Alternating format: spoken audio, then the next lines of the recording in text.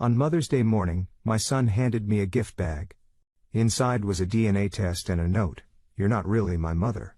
Before I could speak, he said, "You think I should be grateful? I owe you nothing." I froze. He watched for tears. Instead, I laughed and said, "I've been waiting for you to find out."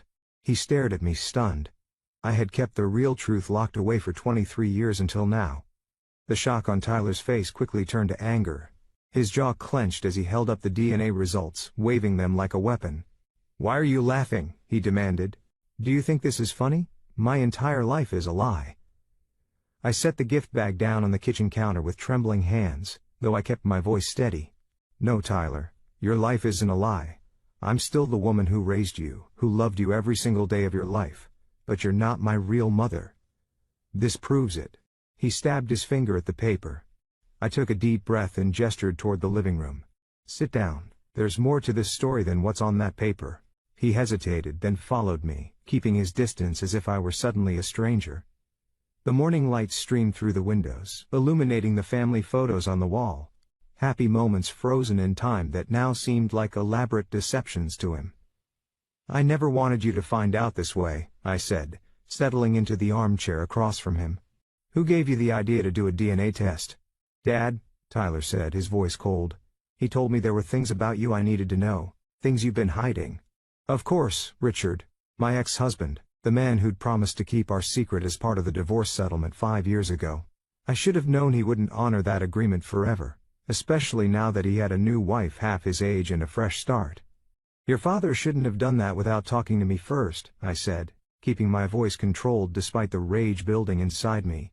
Richard knew exactly what he was doing, turning our son against me right when I was finally rebuilding my life after our divorce. "So it's true then?" Tyler leaned forward, searching my face. "You're not my biological mother." I looked into the eyes of the boy I had loved since the moment I first held him. "No, I'm not your biological mother. But there's something Richard didn't tell you, something he couldn't tell you because he doesn't know the whole truth." Tyler's expression remained hard, but curiosity flickered across his face. "What are you talking about? Your father has only told you half the story. He's manipulating you, Tyler, using you as a weapon against me because I finally stood up to him." "Dad wouldn't do that," Tyler said, but doubt had crept into his voice. "He just thought I deserved to know the truth. If he wanted you to know the truth, he would have sat down with both of us to explain everything. Instead, he sent you here with a DNA test on Mother's Day." I shook my head. "That wasn't about truth, Tyler. That was about hurting me." Tyler looked away, and I knew I was getting through to him. He'd witnessed enough of our fights before the divorce to know his father's vindictive side. "So what is the truth?" he finally asked. I got up and went to my bedroom, returning with a small wooden box I kept locked in my closet. I'd prepared for this day, though I never thought it would come so cruelly or so soon. 23 years ago, your father and I were desperate to have a child. We tried everything: fertility treatments, surgeries, specialists. Nothing worked. I opened the box and removed a stack of old documents. That's when Richard came up with a plan. Tyler took the first paper I handed him, a contract with signatures at the bottom. His brow furrowed as he skimmed it. "A surrogacy agreement?" he asked. "Not exactly." I took a steadying breath. "Your biological mother was a young woman named Eliza. She was 19, pregnant, and alone. Your father met her when she came looking for work at his company." Tyler's eyes widened. "Dad got her pregnant?" "No. She was already pregnant when they met, but Richard saw an opportunity." I handed him another document, a private adoption agreement. He convinced her that we could give her baby a better life, that we had money and stability she couldn't provide. "So you adopted me?" Tyler seemed almost relieved by this simpler explanation. "It wasn't that straightforward. Richard didn't want a traditional adoption. He wanted everyone to believe I had given birth to you." I hesitated, knowing the next part would be hard for Tyler to hear. "He paid Eliza to disappear after you were born. We moved to a new city, told everyone I'd been pregnant, and presented you as our biological child." Tyler stood up abruptly. "This is insane. Why would Dad do this? Why would you go along with it?" "I was desperate for a child, Tyler, and your father. He cared more about appearances than anything else. He didn't want business associates or family knowing he couldn't produce an heir naturally." Tyler paced the room, processing. "So where's she now?" "My real mother?" I pulled out a sealed envelope I'd been saving for years. "I don't know. After you were born, she took Richard's money and left. He made sure there was no paper trail, no way for her to come back into our lives. I held out the envelope, but she left this for you to be given when you turned 18. Your father didn't know about it. Tyler stared at the envelope but didn't take it. Why didn't you give it to me when I turned 18? Richard threatened to take you away from me if I ever revealed the truth. By then, our marriage was already falling apart. I was afraid. Tyler finally took the envelope, his hands shaking slightly. What about the birth certificate? If you didn't give birth to me, how your father had connections? Money can make many problems disappear. I watched as Tyler's concept of his father began to crumble. Richard has always been good at making sure documents say exactly what he wants them to say. Tyler stared at the envelope in his hands. I don't even know who I am anymore. You're the same person you've always been, Tyler, my son. He shook his head, stuffing the envelope into his pocket without opening it. I need to talk to Dad to hear his side of this. Of course you do, but before you go, I reached into the wooden box one last time and pulled out a small USB drive. There's something else you should know about your father. Something I discovered right before our divorce. It's the real reason he left. Tyler took the drive, confusion written across his face. What's on this? The truth about who Richard really is, about why our marriage actually ended. I closed the wooden box. But be careful, Tyler. Your father can be dangerous when he feels threatened. Dangerous? What are you talking about? Alarm flashed in Tyler's eyes. I rolled up my sleeve, revealing the faded scar that ran from my wrist to my elbow. This wasn't from a car accident like I told everyone. Your father has secrets that go far beyond how you came into our lives. Tyler's face went pale as his gaze fixed on the scar. Dad did that to you? Before I could answer, my phone rang. I glanced at the screen and felt my blood turn to ice. Richard's name flashed on the display. Don't answer it, Tyler said suddenly, a protective edge in his voice I'd never heard before. I looked up at my son, seeing something shift in his eyes. Doubt, questions, a crack in the perfect image he'd always had of his father. But I knew Richard wouldn't stop with one phone call. Whatever game he was playing had only just begun. We need to be careful, I whispered, silencing the phone. Your father knows I've told you something by now, and he's not going to like it. What do you mean? Tyler asked, clutching the USB drive tighter. The phone chimed with a text message. When I read it, my hands began to shake uncontrollably. Mom? Tyler's voice seemed far away. What is it? I turned the phone so he could see his father's message. Tell Tyler I'm coming to get him. And Sarah, I know about the files. This time you won't walk away. Tyler's face drained of color as he read his father's message. What files is he talking about? And what does he mean you won't walk away this time? I grabbed my purse and car keys. We need to leave now. Mom, you're scaring me. Tyler followed me as I rushed to the bedroom and pulled a pre-packed emergency bag from under my bed. What's happening? Your father isn't just coming to talk, Tyler. When he's angry, he's dangerous. I tossed a few more items into the bag. I've been preparing for this possibility since the divorce. This is crazy, Tyler said, but he didn't try to stop me. You're acting like Dad's some kind of criminal. I zipped the bag and turned to face him. The USB drive I gave you contains financial records. After our divorce, I discovered your father had been embezzling money from his own company for years.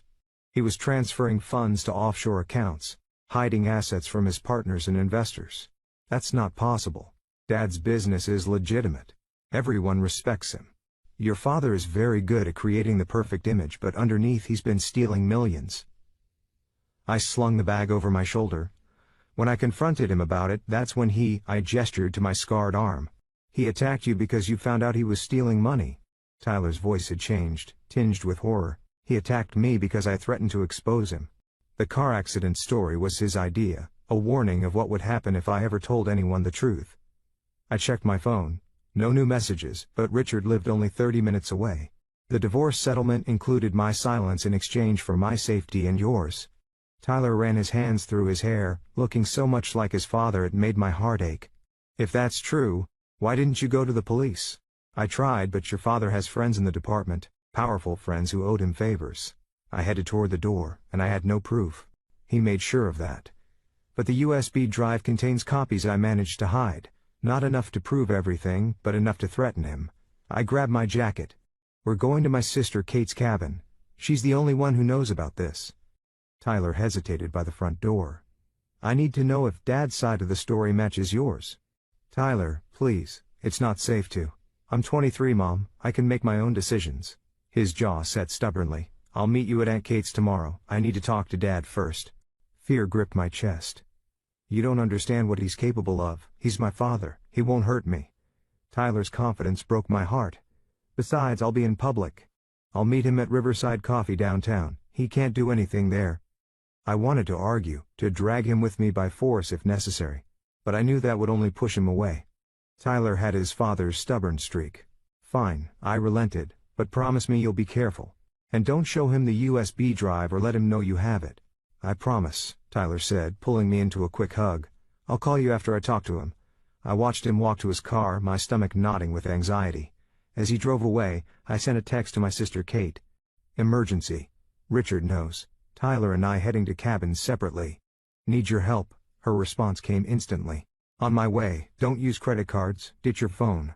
You know the drill. Kate was the only person I'd trusted with the full truth. As a former prosecutor, she understood the legal danger I was in, and how powerful men like Richard could manipulate the system. I tossed my phone into the kitchen sink and turned on the garbage disposal, wincing at the grinding noise as it was destroyed. Then I grabbed the burner phone from my emergency bag and headed to the garage. But as I approached my car, I noticed something wasn't right. The driver's side door was slightly ajar. I froze, scanning the garage. It looked empty, but the hair on the back of my neck stood up. Slowly I backed away from the car and peered underneath. A small black device was attached near the wheel well, a tracker. Richard was already one step ahead. Instead of taking my car, I hurried through the side door of the garage and cut through my neighbor's yard to the street behind my house. Mrs. Patel was gardening in her front yard. Sarah, lovely day, isn't it? She called cheerfully. I forced a smile. Beautiful. Listen, Mrs. Patel, my car won't start. Would it be possible to borrow yours for the day? I have an emergency I need to get to. Mrs. Patel had been my friend for years, always kind and supportive after my divorce. Of course, dear. Let me get the keys.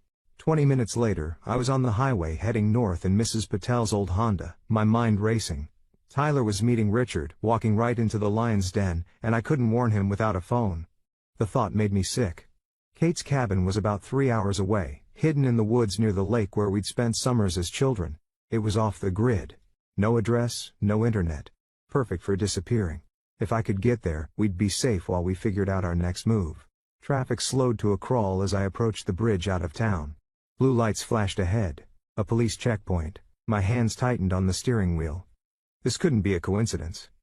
Richard's friends in the department were looking for me. I took the exit before the bridge, doubling back toward the industrial district. I needed a new plan. I couldn't go north without crossing the bridge, and I couldn't risk being identified at the checkpoint. I needed help. I drove to the Crossroads bar where my old friend Maggie worked. Years ago she'd helped me document my injuries after Richard's attack, taking photos when I was too afraid to go to the hospital. She never knew the full story, but she'd always promised to help if I ever needed to run. The bar was quiet this early, with only a couple of regulars nursing beers at the counter. Maggie looked up in surprise as I walked in. "Sarah, what are you?" Her words died as she saw my face. "What's wrong?" "I need your help," I whispered, "and I need to use your phone." In the back office I explained as much as I dared while dialing Tyler's number. No answer. I left a message warning him about the police checkpoint, hoping he'd listen. Maggie handed me a set of keys. "Take my truck, it's registered in my brother's name. The cabin in the back has a sleeping bag, and some supplies." I hugged her fiercely. "I'll return it, I promise. Don't worry about that, just be safe." She pressed a small canister into my hand. "Pepper spray. And there's a baseball bat under the seat." "Thank you," I said, my voice breaking. "If Tyler comes looking for me, tell him." "I'll send him your way," Maggie assured me. "Now go." I took back roads out of town, avoiding the main highways where cameras might spot me. 2 hours later, I was deep in the countryside, taking the unmarked dirt road that led to Kate's cabin. The truck bounced over the rough terrain, branches scraping against the windows as the path narrowed. Finally, I saw smoke rising through the trees. Kate was already there. I parked behind her car and hurried up the porch steps. The door swung open before I could knock. "Thank God," Kate said, pulling me into a fierce hug. I was getting worried. Richard had my car bugged, and there's a police checkpoint on the bridge. I followed her inside, dropping my bag on the floor. Tyler went to meet him. I tried calling but couldn't reach him. Kate's expression darkened. "Richard's moving fast. This isn't just about the adoption anymore. He knows I have evidence of the embezzlement, I said, sinking into a chair by the fireplace. I gave Tyler a copy on a USB drive. You did what? Kate's eyes widened. Sarah, if Richard finds out Tyler has that, I know, I interrupted, sick with worry. I wasn't thinking clearly. I just wanted Tyler to understand who his father really is.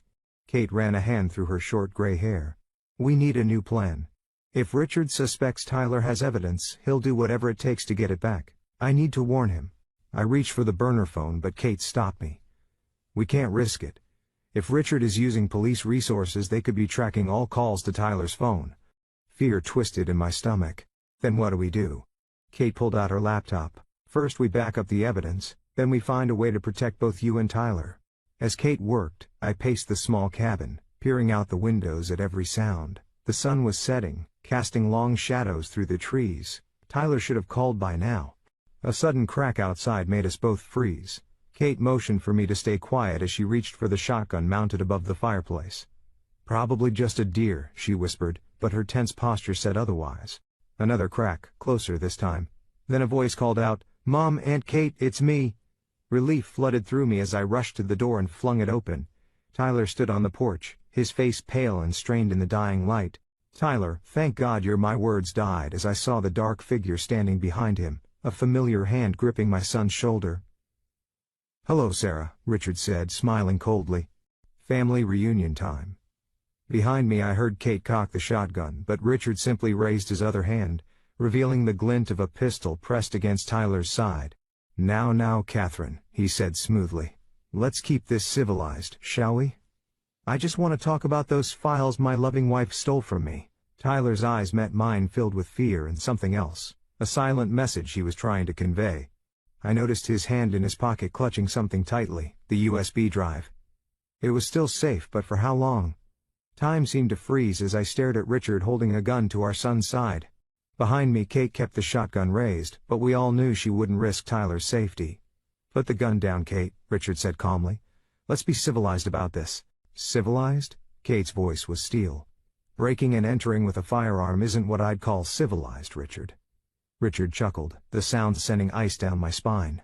"I didn't break anything, your nephew invited me." He nudged Tyler forward. "Didn't you, San?" Tyler's eyes met mine, filled with regret. "I'm sorry, Mom, he followed me from the coffee shop. I didn't know until it was too late." "It's not your fault," I said, trying to keep my voice steady. "Richard, please let Tyler go. This is between you and me." "That's where you're wrong, Sarah." Richard stepped onto the porch, forcing Tyler forward. "This became about all of us the moment you stole my files and poisoned my son against me." Kate slowly lowered the shotgun but didn't set it down. "What do you want, Richard?" "Just what belongs to me." His gaze fixed on me. "The files, Sarah, all copies." Now, I swallowed hard. Let Tyler come inside first. Not a chance. Richard's grip on Tyler's shoulder tightened. "The files. You have 30 seconds before I call my friends at the station and report that my mentally unstable ex-wife has kidnapped our son and is threatening him with a shotgun." "You wouldn't," Kate scoffed. "That would bring too much attention. Questions about why Sarah ran in the first place." Richard's smooth smile didn't waver. "Who do you think they'll believe? The respected business owner or the woman who's been making wild accusations for years? The cabin's unregistered, Catherine. You're harboring a fugitive. Your legal career would be over." I stepped forward.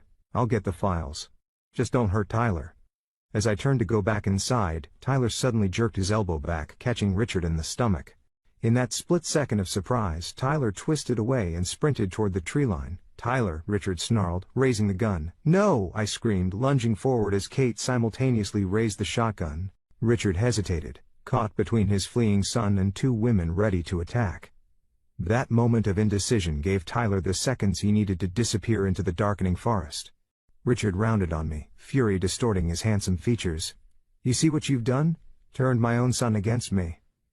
"Your son finally sees who you really are," I said, finding courage I didn't know I had. "A manipulative, violent thief." The gun swung toward me. I should have finished what I started 5 years ago. Kate stepped forward, shotgun steady. "That would be a mistake, Richard. I've got security cameras all over this property." She gestured to the corner of the porch where a small camera was indeed mounted. "Everything you've done is already recorded and uploaded to my cloud storage." Richard's eyes darted to the camera, uncertainty crossing his face for the first time. "You're bluffing, am I?" Kate's voice was calm. "Former prosecutor, remember? I know how to build a case."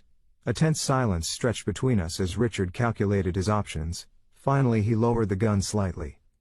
"I want those files, Sarah, all of them. This doesn't end until I get them." "Let's talk inside," I suggested, hoping to defuse the situation. "Tyler's gone. There's no need for weapons now." Richard studied me for a long moment, then nodded. "Fine, but I'm keeping this." He gestured with the gun. "Insurance policy."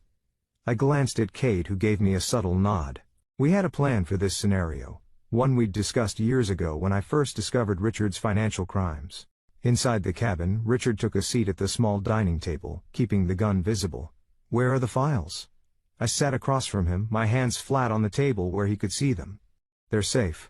But before I tell you, I want to know something." I met his gaze directly. "Why did you tell Tyler about his adoption now after all these years?" A flicker of surprise crossed Richard's face. "You think I planned this?" "Tyler did the DNA test on his own.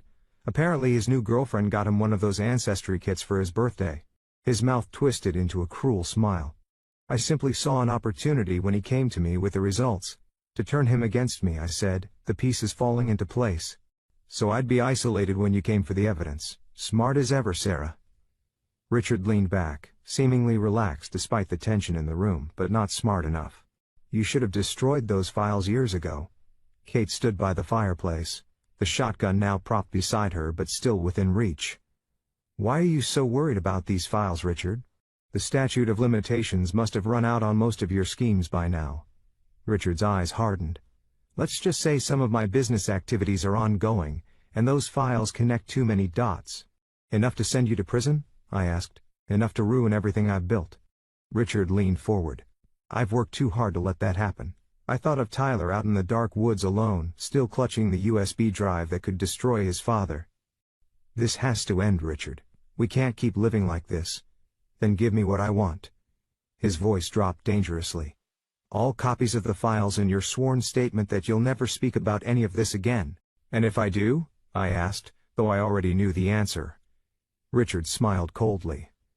"Then neither you nor Tyler will ever feel safe again. You know what I'm capable of, Sarah." The casual way he threatened our lives made something shift inside me. For years I'd lived in fear of this man, walking on eggshells even after our divorce. But watching him threaten Tyler had crossed a line. "Actually, Richard," I said slowly, "I don't think you know what I'm capable of." Confusion flickered across his face. "What's that supposed to mean?" I glanced at Kate, who gave me an almost imperceptible nod. "I've been planning for this moment for 5 years," I continued. "Every threatening text, every veiled warning, every violation of our custody agreement, I documented all of it." "Your word against mine?" Richard scoffed. "Not just my word." I pulled out the burner phone from my pocket and placed it on the table. Kate wasn't the only one recording today. I've been recording everything since the moment Tyler showed me the DNA test this morning. Richard's eyes narrowed. "No judge would admit that without consent." "In this state, only one party needs to consent to a recording," Kate interjected, and Sarah consented. "But that's not all," I continued, my confidence growing. "The files you're so desperate to get back, I never had the originals. I only had copies." "You're lying," Richard hissed. "The originals went to the FBI 3 years ago," I said quietly. Richard's face drained of color. "That's impossible. There's been no investigation." "Federal investigations can take years," Kate said, "especially for complex financial crimes." "You're bluffing," Richard said. But doubt had crept into his voice. "If you'd gone to the FBI, they would have interviewed me by now." "They did," I replied. "That business audit last year, that wasn't routine, Richard. And those new investors who've been asking so many questions about your accounting practices, they're not just investors." For the first time I saw genuine fear in Richard's eyes. "You're working with them." "I've been working with them since the divorce," I confirmed. "They needed someone on the inside, someone who knew where to look. It took time to build the case, but it's done now." I leaned forward. "The only reason you haven't been arrested yet is because they're after your partners too, the entire network." The gun in Richard's hand trembled slightly. "If that were true, they would have warned you I was coming." "They did," Kate said. "Why do you think we were ready for you?" A twig snapped outside the window, drawing Richard's attention momentarily. I used that split second to slide my hand under the table, finding the panic button Kate had installed. One press would send an alert to the local police, the ones who weren't on Richard's payroll. "It's over, Richard," I said gently, almost feeling sorry for him as his carefully constructed world began to collapse. "Put the gun down." His handsome face contorted with rage. "You stupid bitch. Do you have any idea what these people will do to me if I go down? They don't leave loose ends." "All the more reason to cooperate with the authorities," Kate suggested. "A reduced sentence for information." Richard laughed bitterly. "You think I'm worried about prison? These people don't care about the law, they'll reach me anywhere." A cold realization washed over me. Richard wasn't just embezzling from his company, he was laundering money for someone dangerous. Someone who would kill to protect their operation. "Then let us help you," I offered, suddenly seeing Richard not as a monster but as a trapped animal. "The FBI can protect you." "It's too late for that." Richard stood abruptly, the gun wavering between Kate and me. "I need those files, now." The door behind him creaked, drawing all our attention. Tyler stood in the doorway, pale but determined. "Tyler," I gasped. "Get out of here." But Tyler didn't move. His eyes were fixed on his father. "I heard everything, Dad." Richard turned, keeping the gun half raised. "Son, you don't understand. Your mother is manipulating you." "I understand enough." Tyler's voice was steady. "I saw the files on the USB drive. I know what you've done. Those files are fake," Richard insisted. "Your mother doctored them to turn you against me." Tyler stepped into the cabin, closing the door behind him. "I showed them to someone who could verify them." Richard faltered. "What? Who?" "Martin Greaves," Tyler said, naming Richard's business partner. "I called him after I left the coffee shop. He confirmed everything." Richard's face went ashen. "You contacted Martin? Tyler, what have you done?" "I needed to know the truth," Tyler said simply, "and now I do." The gun in Richard's hand dropped to his side as the full impact of Tyler's words hit him. If Martin knew that Tyler had the files, it was truly over. Martin would never risk being implicated. "Tyler," Richard whispered, his voice suddenly desperate, "you've put yourself in danger. These people, they'll come after you too now." For the first time I saw a genuine concern for our son in Richard's eyes, not as a possession to control but as someone he actually feared for. Tyler stepped closer to me, placing a protective hand on my shoulder. "Then we'll face that together as a family, the real family you tried to destroy." Richard looked between us, the gun hanging limply at his side. The distant wail of police sirens filtered through the trees. "It's over, Richard," I said softly. "Put the gun down." As the sirens grew louder, Richard looked at the weapon in his hand as if seeing it for the first time. His shoulders slumped, and for a brief moment, I glimpsed the man I had once loved. Before ambition and greed had twisted him, he slowly placed the gun on the table. "Tyler," he said, his voice cracking, "I never meant for any of this to touch you." The sirens were close now, blue lights flashing through the trees as vehicles approached the cabin. Richard closed his eyes briefly, then straightened his shoulders and fixed his gaze on me. "This isn't the end, Sarah," he said quietly. "Some things can't be fixed with handcuffs and prison bars." The cryptic warning sent a chill through me as Tyler's grip on my shoulder tightened. What did Richard mean? What hadn't he told us about the people he worked for? As police officers surrounded the cabin, I realized with sinking certainty that our ordeal was far from over. The cabin filled with uniformed officers, their voices and movements a blur as I kept my eyes fixed on Richard. Even as they handcuffed him and read him his rights, he maintained that eerie calmness that had always been his strength in business, and his most frightening quality at home. "Detective Rivera," Kate greeted a tall woman who entered last. "Thank you for coming so quickly."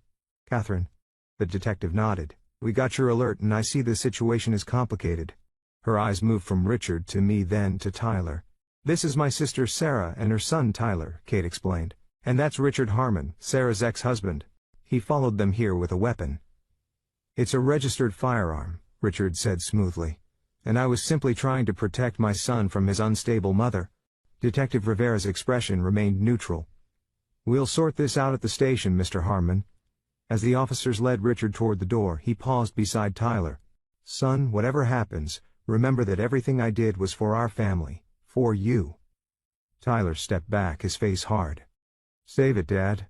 Something dark flashed in Richard's eyes before the practice charm returned. "You'll understand someday." He glanced at me. "Sarah, this isn't over."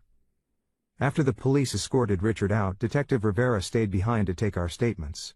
I told her everything, the financial crimes, the ABT, the threats, while Kate provided the recordings from the cabin security system.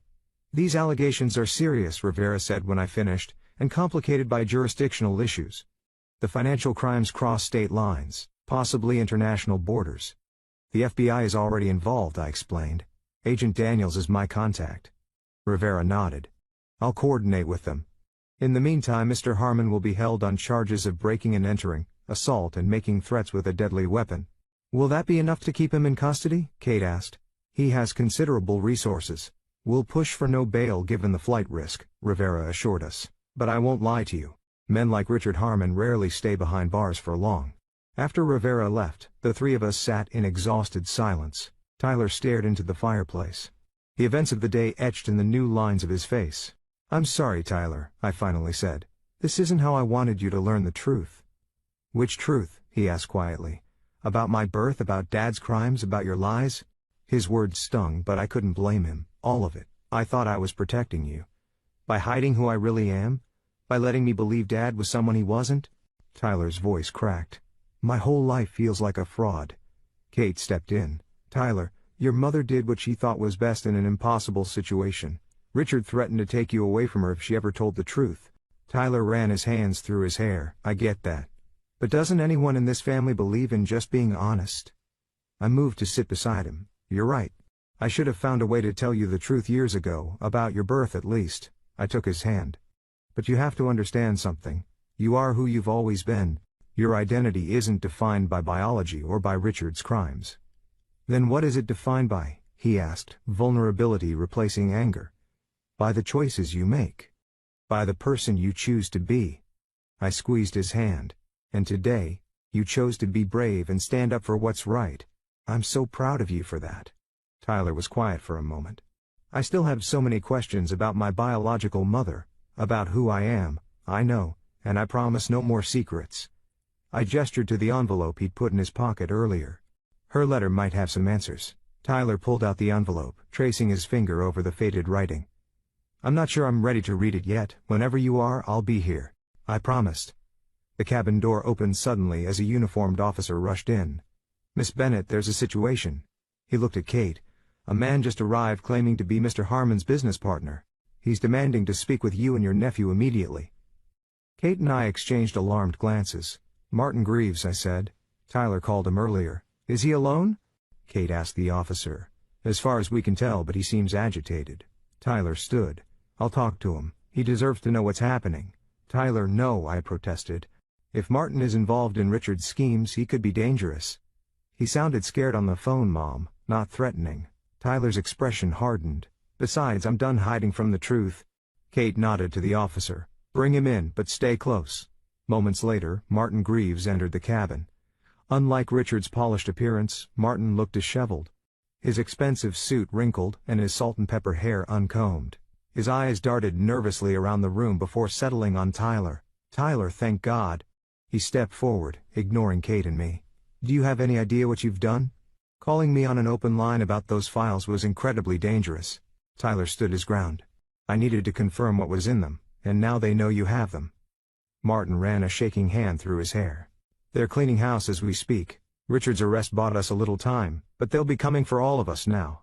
Who's they, Mr. Greaves? Kate asked. Martin seemed to notice her for the first time. You must be the prosecutor's sister.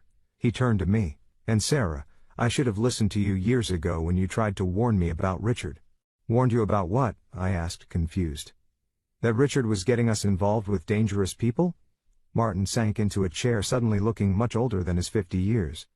It started small, just helping some clients move money around, avoid some taxes, standard rich people stuff. But then the clients got bigger, the operations more complex. You're talking about money laundering, Kate said flatly. Martin nodded. For people who don't take kindly to federal investigations, people who solve problems permanently. A chill ran through me. The FBI knows about this, they can protect you. They've been building their case for years. Martin laughed bitterly. That lot of good that does me now. The moment these people realized Richard was arrested, they started covering their tracks. How do you know this? Tyler asked. Because our head of security was just found dead in his car. Suicide, apparently. Martin made air quotes around the word, and 2 of our overseas account managers have gone silent. These people don't leave witnesses, Tyler. The implications hit me like a physical blow. If Richard's criminal associates were eliminating everyone connected to their operation, then all of us, Martin, Tyler, Kate and I, were in danger. We need to call Agent Daniels, I said, reaching for the burner phone. No time, Martin said. They're always a step behind. We need to disappear, all of us. That's not an option, Kate argued. Running makes you look guilty. The FBI can provide witness protection. She's right, Tyler added. We have evidence. We can bring these people down. Martin shook his head. You don't understand who we're dealing with. These people have connections everywhere: law enforcement, judiciary, politics. Why do you think it's taken the FBI years to build their case? The system is compromised. As they argued, I stared out the window at the darkening forest, thinking about Richard's parting words. This isn't over. He knew what would happen once he was arrested. He knew his partners would start eliminating loose ends. Had he come to the cabin not just to retrieve the files but to warn us in his own way? The realization hit me with stunning clarity. Richard might be a criminal, but he cared about Tyler. In his twisted way, he'd been trying to protect our son. I turned back to the room. Martin, who exactly are these people? I need names. Before Martin could answer, headlights swept across the cabin windows as several vehicles pulled up outside. The officer by the door peered out. It's the FBI, he announced with relief. Agent Daniels is here. Martin's face went pale. How did they find us so quickly? I activated the panic button, Kate explained. It alerts both local police and the FBI field office. Then we're saved, Tyler said. But the terror on Martin's face told a different story. No, Martin whispered. If they found us this fast, the front door opened, and a man in a dark suit stepped in, showing his badge. Agent Daniels, FBI. We need to move all of you to a secure location immediately. I studied the agent's face, my stomach nodding. You're not Daniels. The man's expression didn't change. I'm Agent Wilson. Daniels sent me. That's not possible, I said, backing away. I spoke to Agent Daniels this morning. She's a woman.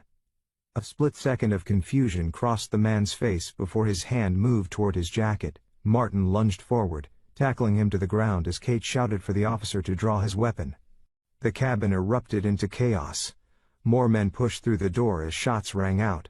I grabbed Tyler and pulled him toward the back bedroom where there was a hidden exit Kate had installed years ago. Mom, what's happening? Tyler yelled over the commotion. They're not FBI, I shouted, pushing him through the narrow hallway. They're Richard's partners. We reached the bedroom, and I shoved the heavy dresser aside, revealing a small door built into the wall. Outside, I could hear Kate's voice, then more gunshots. We can't leave them, Tyler protested. We have to, I said, choking back tears. Kate knew this might happen. It's why she built this escape route. We need to get to safety and contact the real FBI. As I pushed the hidden door open, Tyler suddenly grabbed my arm. Mom, the letter. I dropped it in the living room. Tyler, we don't have time. It's the only link I have to my real mother, he insisted, his eyes desperate. Before I could stop him, Tyler darted back toward the front of the cabin. I cursed and followed, my heart pounding with terror. The living room was a battleground. The police officer lay motionless by the door. Kate had taken cover behind the overturned dining table, her shotgun trained on the entrance where 2 men in dark suits were trying to push their way in. Martin was nowhere to be seen. Tyler crouched low, searching the floor for the dropped envelope. I spotted it near the fireplace and crawled toward it, grabbing the yellowed paper just as one of the men noticed us. There, he shouted, raising his weapon. Kate fired the shotgun, forcing him back. Run, she screamed at us. I'll hold them off. I clutched the envelope in Tyler's hand, pulling him back toward the escape route. The last thing I saw was Kate reloading the shotgun, her face set with grim determination. Kate, I cried, but Tyler dragged me away. She's giving us a chance, he said, tears streaming down his face. Don't waste it. We crashed through the hidden door and into the cold night, the sounds of gunfire fading behind us. The forest loomed dark and imposing, offering both protection and new dangers. What now? Tyler gasped as we ran. I squeezed his hand tighter. We survive, we find help, and then we make these people pay for what they've done. Tyler nodded, his jaw set with determination that mirrored my own. As we plunged deeper into the woods, I realized that while Richard may have taken everything else from me, my sense of security, my trust, perhaps even my sister, he had failed to take the one thing that mattered most, my son, my real family. And for that, I would fight with everything I had. The forest seemed endless as Tyler and I pushed forward through the darkness. Every sound, a twig snapping, leaves rustling, sent my heart racing. I kept Tyler's hand firmly in mine, afraid that if I let go for even a moment, he too would be taken from me. "We need to find a road," I whispered, my breath forming small clouds in the cold night air. "Get to a town, contact the real FBI." Tyler nodded, his face ghostly in the moonlight that filtered through the trees. "I think we're heading north. There should be a highway about 5 miles in that direction." We trudged on, the adrenaline that had fueled our escape gradually fading, leaving exhaustion in its wake. My thoughts kept returning to Kate. Had she survived the attack? And Martin, had he escaped? Or was he one of the casualties? "Mom," Tyler said after we'd been walking for nearly an hour, "I need to rest for a minute." We found shelter beneath a large oak tree, huddling together against the chill.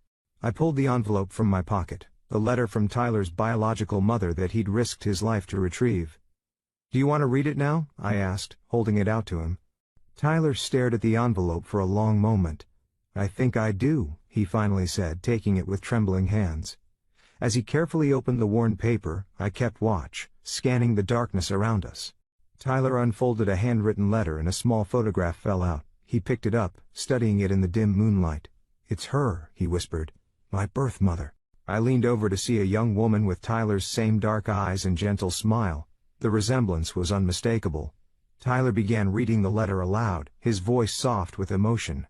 "My dearest child, by the time you read this, you will be a grown person with a life I can only imagine. My name is Eliza Reyes. I was 18 when I became pregnant with you, alone and scared.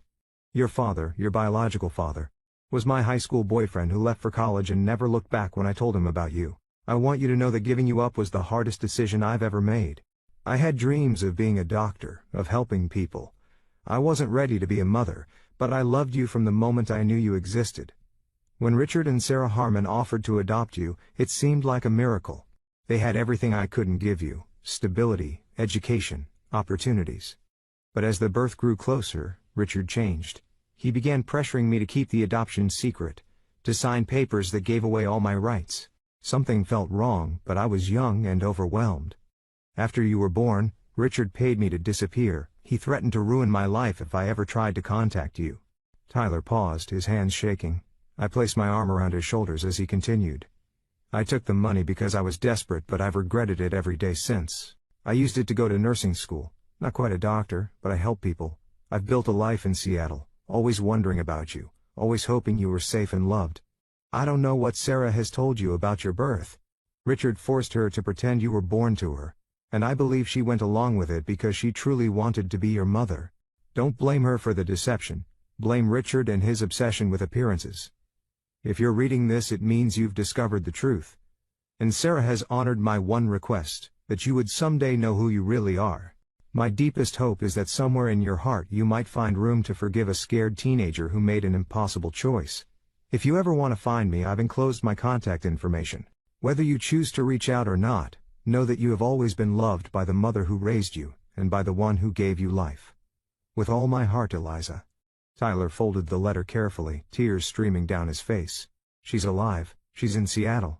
I squeezed his hand, my own eyes wet. "She sounds like an amazing woman."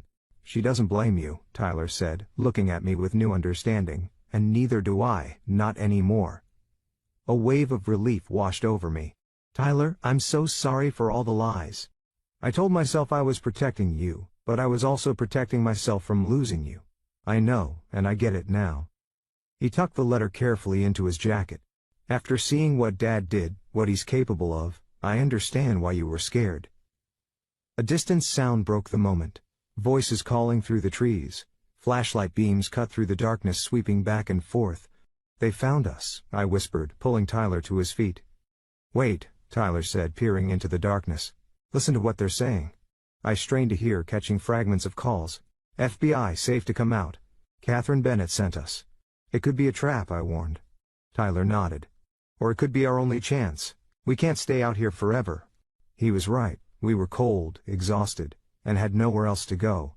I grabbed a heavy branch from the ground, gripping it like a weapon. "Stay behind me," I instructed. "If anything seems wrong, we run." We moved cautiously toward the voices. As we got closer, I could make out a group of people in FBI windbreakers, their flashlights systematically searching the forest. "Hello?" I called tentatively. The flashlights swung in our direction, momentarily blinding us. "Sarah Harmon?" a woman's voice called back. "Tyler Harmon?" "Yes," I answered, still holding the branch. "Who are you?" A tall woman stepped forward, lowering her flashlight. "Agent Daniels, FBI. Catherine sent us your location before the cabin was attacked." "Prove it," Tyler demanded. "My mom said Agent Daniels is a woman." The agent nodded approvingly. "Smart. Agent Melissa Daniels, Counterintelligence Division. I've been working with your mother for 3 years on the Harmon-Greaves investigation." She pulled out her phone, showing us a photo of herself with me at a coffee shop, a meeting Richard had never known about. Relief flooded through me as I recognized her. "Kate? Is she?" Agent Daniels' expression softened. "She's alive, injured but stable. The local officer didn't make it. Martin Greaves is in custody. He surrendered as soon as our team arrived." We followed the agents back to a clearing where several vehicles waited. As we approached, a familiar figure emerged from one of the cars. "Kate!" I cried, running to embrace my sister. Her arm was in a sling, and a bandage covered one side of her face, but she was upright and alert. "Easy." She winced, returning the hug with her good arm. "Took a bullet to the shoulder, hurts like hell." Tyler joined our embrace, careful of Kate's injuries. "I thought we'd lost you." "Not a chance," Kate said with a weak smile. "Those guys were professionals, but they didn't know about my panic room behind the fireplace. Gave me time to call in the cavalry." Agent Daniels approached us. "We need to get you all to a secure location." The men who attacked the cabin were hired by the Vega cartel. They've been using Harmon's business to launder money for years. "Richard?" I asked, my stomach nodding. "Is he in protective custody?" Daniels confirmed. "Once he realized the cartel was cleaning house, he started talking, gave us names, accounts, everything to save himself," Tyler said bitterly. "And you," Daniels added. "His first concern was making sure we found you two before the cartel did." I didn't know how to feel about that. Even after everything, some small part of Richard had still cared enough to try to protect our son. Inside the FBI vehicle, wrapped in shock blankets, we were briefed on what would happen next. Witness protection, new identities, a complete separation from our old lives, at least until the cartel members were apprehended. "What about Eliza Reyes?" Tyler asked. "My biological mother, she's in Seattle." Agent Daniels made a note. "We'll locate her, make sure she's safe. If the cartel knows about your adoption, she could be at risk too." As we drove away from the forest, I stared out the window at the first hints of dawn breaking through the trees. Everything had changed in less than 24 hours. My carefully constructed life had been shattered, yet somehow I felt more whole than I had in years. Tyler reached for my hand. "We're going to be okay, Mom?" I squeezed his fingers. "Yes, we are." 6 months later, in a small house on the outskirts of Portland, I sat on the porch watching Tyler and Eliza Reyes talk animatedly in the garden. After the main cartel leaders had been arrested, our witness protection restrictions had been eased enough to allow this carefully arranged meeting. Eliza had cried when she first saw Tyler, touching his face as if she couldn't believe he was real. They had the same laugh, the same way of tilting their head when concentrating. Watching them together brought a bittersweet joy I hadn't expected. Kate joined me on the porch, her arm fully healed now. "They seem to be hitting it off." "They are," I agreed. "He's going to visit her in Seattle next month. She's offered to help him apply to nursing school there." "And you're okay with that?" Kate asked gently. I nodded. "He's found a part of himself that was missing. I can't begrudge him that." "You're a good mother, Sarah. The best kind, one who puts her child's needs above her own." Tears pricked my eyes. "I just want him to be happy." The door opened behind us, and Agent Daniels stepped out, phone in hand. "I just got word. Richard's testimony secured the final conviction. The case is officially closed. A weight I'd carried for years finally lifted." "So what happens to him now?" "Reduced sentence, served in a minimum security facility. He'll be out in 7 years with good behavior." I absorbed this news, surprised at my lack of anger. Richard would pay for his crimes but not with his life. Perhaps that was justice enough. "Mom," Tyler called from the garden. "Come meet Eliza properly, she wants to thank you." As I joined them, Eliza took my hands in hers. "Thank you for raising such an amazing young man, for loving him when I couldn't." "Thank you for giving me the chance to be his mother," I replied, truly meaning it. That evening, as the 4 of us shared dinner together, me, Tyler, Eliza, and Kate, I realized we had created something beautiful from the ruins of Richard's deception. Not a conventional family but a real one. One built on truth, forgiveness and choice rather than lies and manipulation. When Tyler proposed a toast, raising his glass with a smile that reminded me of both his mothers, I knew we had all found our way home. To family, he said simply. The one we choose. To family, we echoed, our glasses clinking in the warm evening light. Outside, the sun was setting on one chapter of our lives as a new one began, one where no truth was too difficult to face as long as we faced it together. Thanks for watching, take care, good luck. After listening to today's story, perhaps it has raised some new questions in your mind, or maybe it has brought back some old memories. Every day on Reddit, new experiences and moments create fresh stories, and they connect all of us. Everyone has their own unique journey in life, and we all try to understand the world in our own way. These kinds of moments remind us that we are all human, sometimes happy, sometimes sad, and always learning something new. If you enjoyed this story, feel free to share it with your friends. Your thoughts and feedback are always valuable to us, as they motivate us to create even better content. Every story has its own unique angle, and our goal is to understand everyone's perspective and make our content diverse and relatable. Stories like these help us realize that life's journey is different for everyone, and by hearing other stories, we learn something new. You can also share your own stories with us. Your experiences are valuable to us as well, and if you enjoyed this video, please leave your feedback. We aim to create content that brightens your mind and gives you new ideas every time. If you've already seen this video before, your feedback is still important. With every piece of feedback, we can improve our content and bring a new perspective to our viewers. Today, what we saw was just a small part of the many stories shared on Reddit and across the world.